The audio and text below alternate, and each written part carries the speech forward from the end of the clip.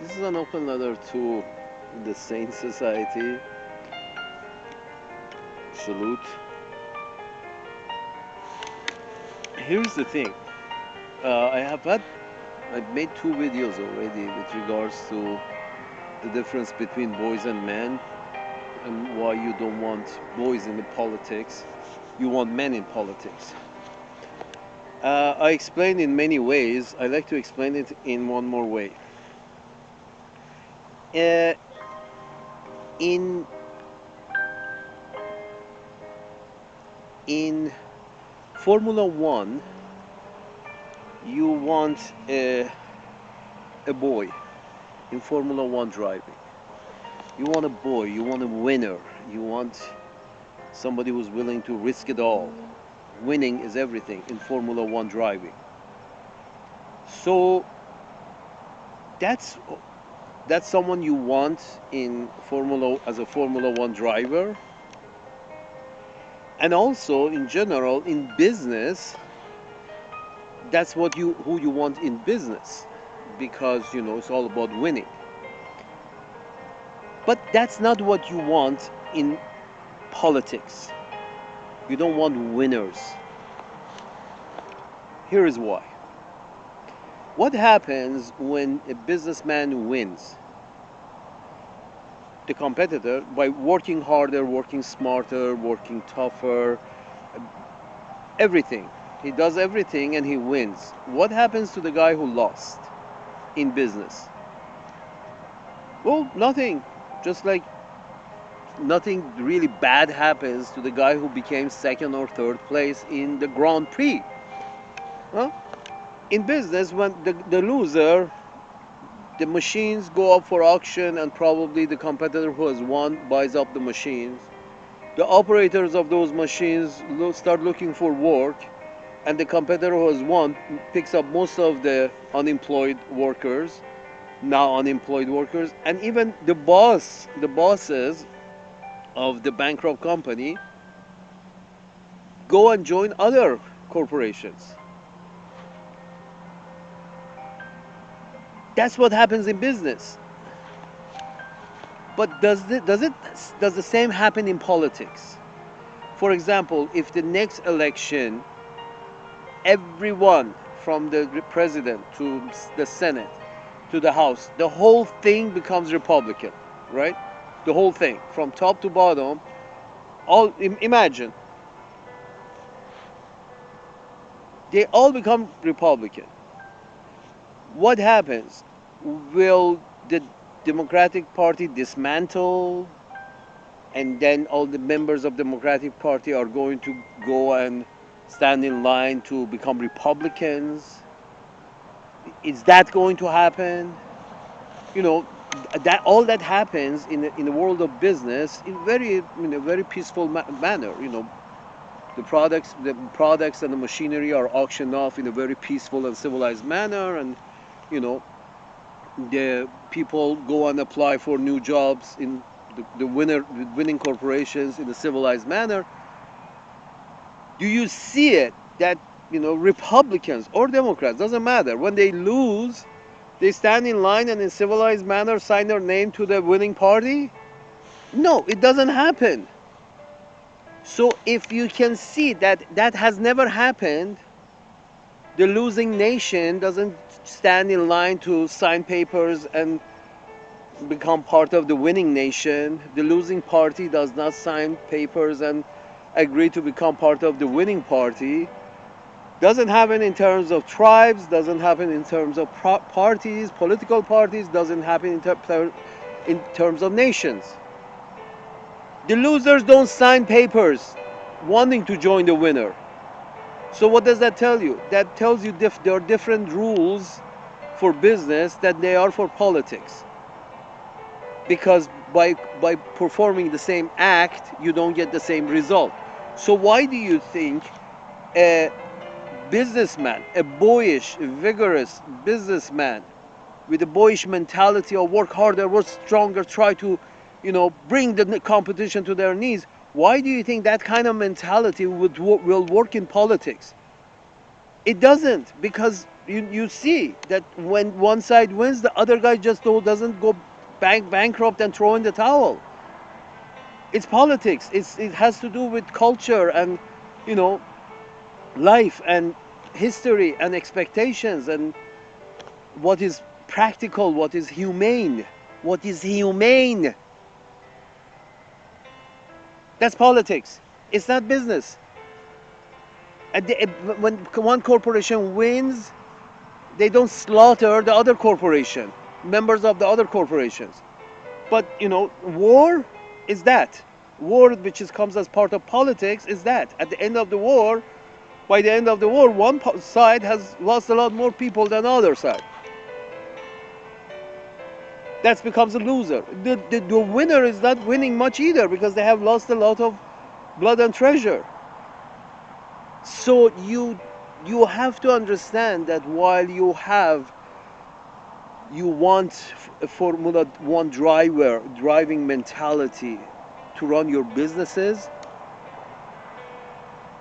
you don't want the same mentality to run your politics. Who do you want to run your politics? A defensive driver. A defensive driver.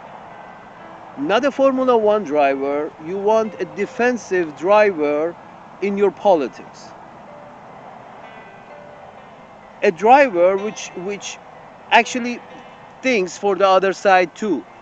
That's called a defensive driver. Not only you think what should I do, but also you think what that motherfucker is going to do, so I should be ready to counteract whatever the fuck he's doing because he doesn't seem to be in his mind the way he's driving. That's the way you deal with, for example, Afghanistan, the Taliban. It's sort of like, okay, they seem to be, in their own lane, doing their own thing. I sit back and watch. If they, from time to time, if they need something, if I can help them, I will help them. But I like to keep my distance and watch because that motherfucker is driving crazy. That doesn't mean I'm going to shoot the motherfucker. That doesn't mean I'm going to win over the motherfucker. They're already half crazy as it is. It's sort of like, a Formula One driver who raised for himself because he bought he won a race with a cartwheel with a horse attached to it. Oh, I won. Oh, okay, what? Congratulations. You're winning against the people of Gaza. It's like the brown skin, the white, pink skins are winning against the brown skins, while the pink skins have the most sophisticated weaponry possible at this current time. It's like, again, Formula One driver winning over a donkey pulled cart. Congratulations. You're beating back the natives.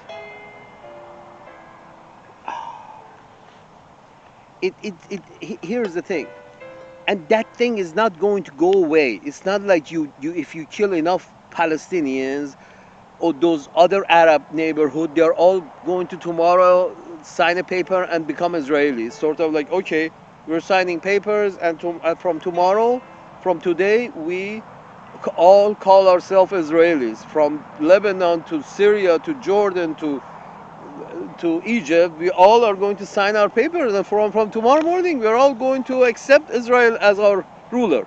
That's not going to happen. For the same reason that if the Democrats lose, they're not going to quit and join the Republican Party.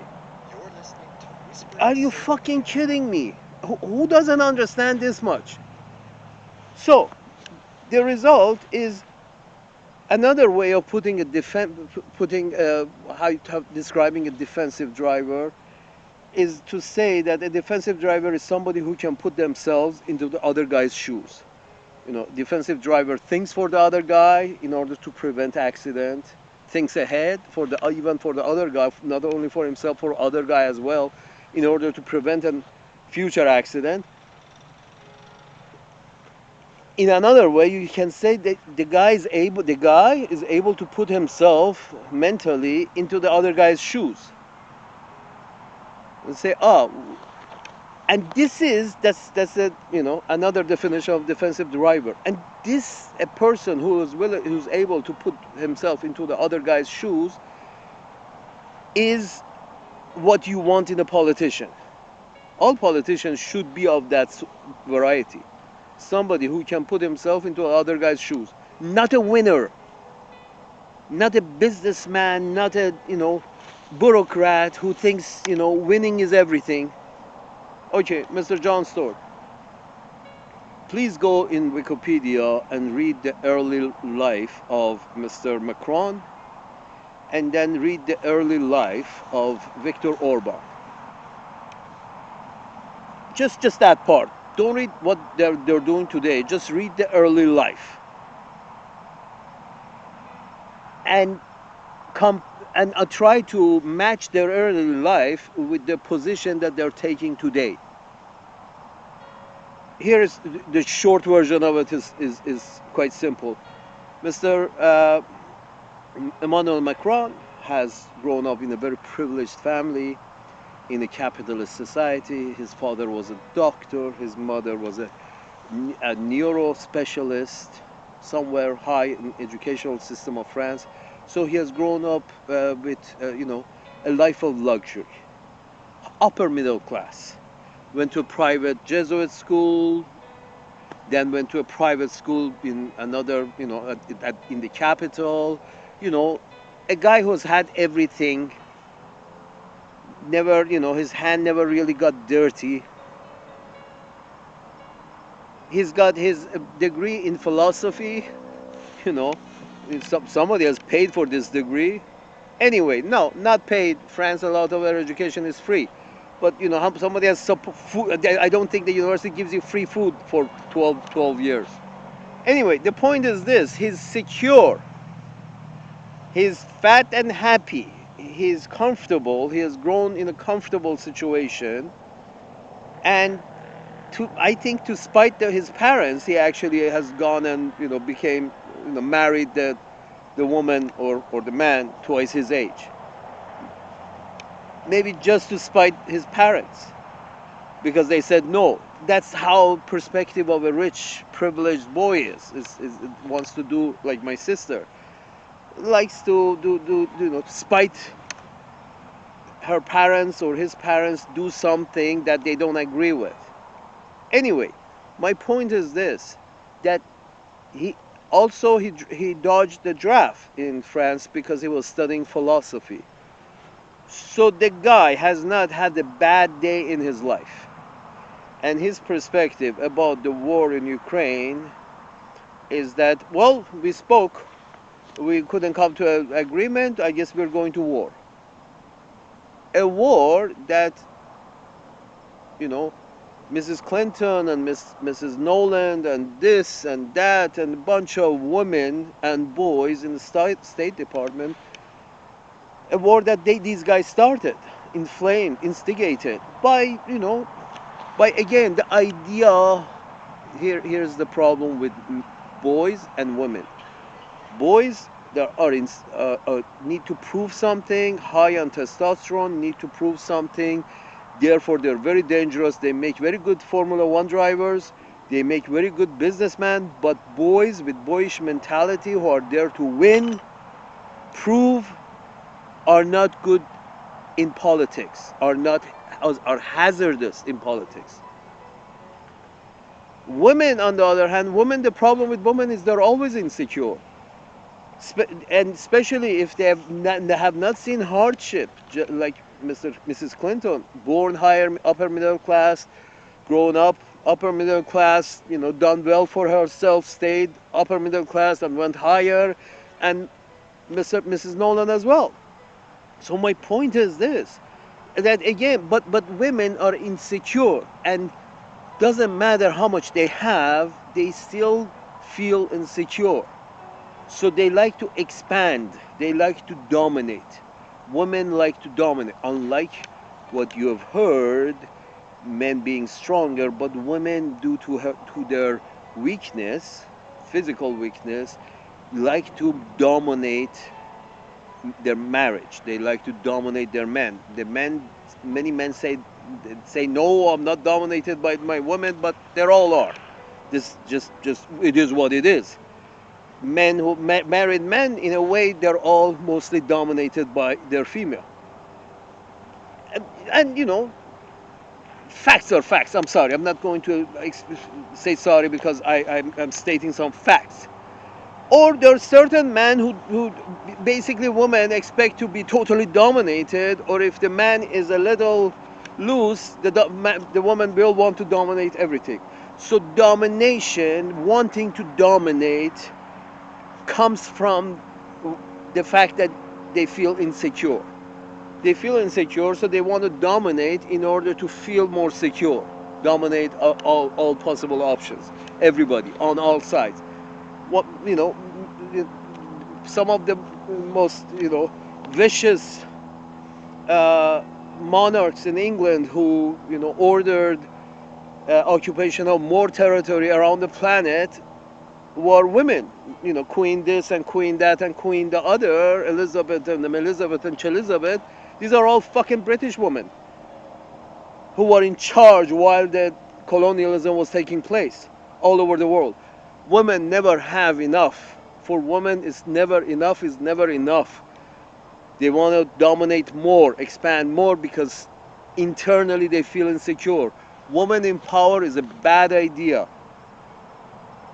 Then the woman in power wants to continuously fight and dominate others to feel secure. So, and the boys want to dominate because they have a point to make. They have a chip on their shoulder. These are all qualities that are good in business, but not good in politics.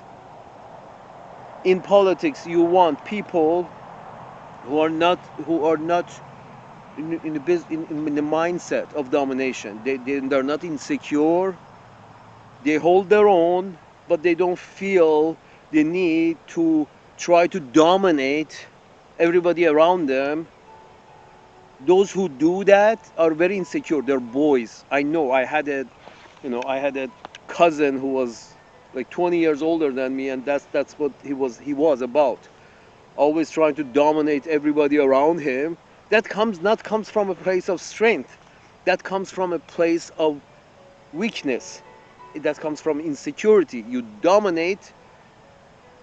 You don't do your own thing, but you try to dominate because you feel insecure. You don't want boys in politics either, because again, these are boys and women are fine in business, but not in politics. In politics, at the end of winning domestically, whichever side really wins, the other side feels necessary to go to war. Becomes a civil war. You see what I'm going with this? Internationally, again, if you really win, you're there. The other side is going to fight tooth and nail. If you're really going to dominate, the other side is going to fight tooth and nail, because this is not a corporate takeover. This is not business. The Afghans were fighting with their teeth the British 100 years ago, and the coalition of the British 10 years ago, 20 years ago, 30 years ago. Because politics is not business. You cannot have the same people, you cannot have the mindset of winning mentality in politics. You always have the best politicians are the politicians who always can have the mindset of, let me put myself into the other guy's shoes, and now let's sit down and see if we can find a compromise. The compromise in case of Ukraine wasn't good. Ukraine remaining neutral but not losing all its men and women. They've lost all their women to London, Paris, New York, and Washington, and all their men are now 6 feet under. Are you fucking kidding me? And so are the bunch of Russians too. Who's winning? At the end of no war, there is a winner. I mean, unless, it's World War II and Uncle Sam's managers decide to stay out of the war for the maximum amount of time, let these motherfuckers beat the shit out of each other, and at the end we go and say boom, boom, without losing a single structure ourselves. You know, but now, folks, you got these big missiles that travel continents. So there is no front line or second line or third line. We are all in danger.